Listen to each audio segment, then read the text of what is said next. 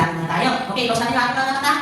Dakilang Diyos, maraming salamat po sa araw ng sabang binigyan niyo po sa amin. Maraming salamat din po at nandito po yung mga batang ito upang purihin po kayo at pasalamatan. Gawin po mga mataling bata sila at patuloy po sila mag-ingon sa inyo sa kanila po mga Panginoon at patawarin kami Panginoon sa mga nagawang pagkakasala sa inyo. In Jesus' name we pray. Amen.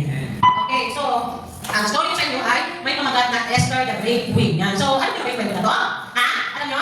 Okay, so paano muna yan? Ay, ano muna tayo? Memory verse tayo. Okay, ang ating memory verse ay with God all things are possible. Matthew 19 verse 26. Okay tayo na? With God, all things are possible. Matthew 19 verse 26. Okay, so yan, story sa inyo, si Esther the Great Queen. Okay, yan si Esther. Ang dami na pangalan ay si Hadasa. Kasi isa dahil si Hadasa ay orphan girl yan. Kasi wala na siya mama, wala na siya papa, wala siya mga kapatid. Yan, kaya naman manukul palagi si Hadasa at ang kanyang mga ay laging may luha. Yan, nag-praise sa Panginoon, lagi siya nag-praise sa Panginoon. Yan, si Hadasa yun. Okay, so kaya naman si Hadasa ay, dahil sa kung kanya maraming luha sa kanyang mga mata, ay, hindi niya nakikita yung blue sky.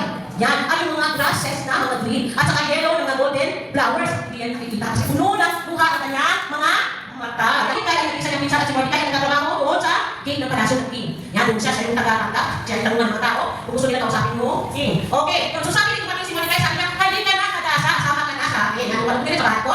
Yan, tuwa si Hadasa. Yan, tuwa siya, no? Happy na siya, masaya na siya, at wala na luha sa mga mata niya. Di ba? Kapag wala na luha sa mga mata niya, nakikita niya na yung blue sky. Tama? At yung mga grasses na mga kulay green, at saka yung mga bulaklak na golden yellow, lahat nakikita na siya. Masaya na siya. Okay, so si Mordecai ay nagtatrabaho sa gate. Yan, sa palasyo sa king palas. Okay, kaya naman si Hadasa ay nagdala na palagi si, sino? Si Mordecai na, ng pagkain niya ng lunch. Kaya ito na po pagkain mo, Mordecai. Sabi ganun kasi Mordecai. Tuwa naman si Mordecai. At alam mo ba si Hadasa? Ay, lumang lagi siya maganda, masunurin. Lagi nag-pray kay Jesus. Yan, lagi siya nag-pray kay Jesus. Kaya naman, doon sa palasyo ay nakahanap yung king ng queen. Yan, so, yan, tingnan natin. Yan.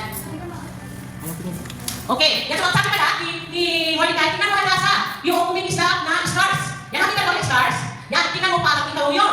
Umigisap, umigisap parang ikaw yun. Kaya ang tawag ko na sa'yo ay Esther. Yan, ano na yung pangalan niya ngayon? Esther. Yan, Esther kasi shining star. Yan, ikaw yan Esther. Ano sabi naman ni Esther? Yan, sabi niya Esther. Tumutuwa sa kanyang bagong pangalan. Esther, bakit dadala na, di ba?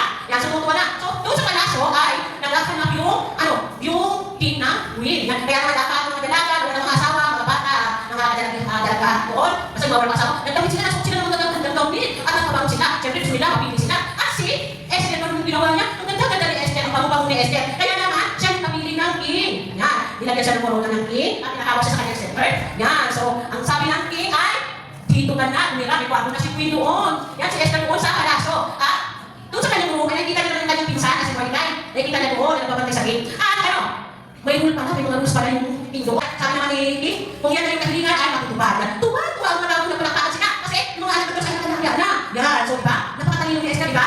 Okay, so si Esther, orphan girl. Tapos, siya ay Esther, shining star. At naging Esther the Great Queen. Okay, pero ano mga bata, nakikita yung mag-pray sa Panginoon. Tama? Nakikita yung mag-pray. Ano man yung kahilingan kay Jesus? Ang dami natin mag-pray. Kasi kasi tayo, yung mga magulang tayo pa. May mga kapatid tayo, si Esther wala. So, ito yung kwento ko sa mga dito. Para sa inyo na bata. Happy Sabbath ulit. Ulitin natin natin yung verse. With God, all things are possible. Matthew 19 verse 26. Okay, so tayo mga bata. Yan ang ganda. Mag-pray ka tayo. Pray ka tayo. Okay na tayo. Okay, let us pray, okay? Okay na tayo ha? Close na guys. Okay. Thank you, thank you po. Tuwan ko mga bata dito na palagi mag-pray sa inyo. Katulad ni Esther, na lagi siya na-pray sa inyo. Panginoon, tulungan sila. Magiging palagi yung bata at sumunod sa inyo. At lalo na masunin sa mga magulang. Palagi mo sila may takot sa inyo, Panginoon. Maraming salamat. Jesus, we pray. Amen.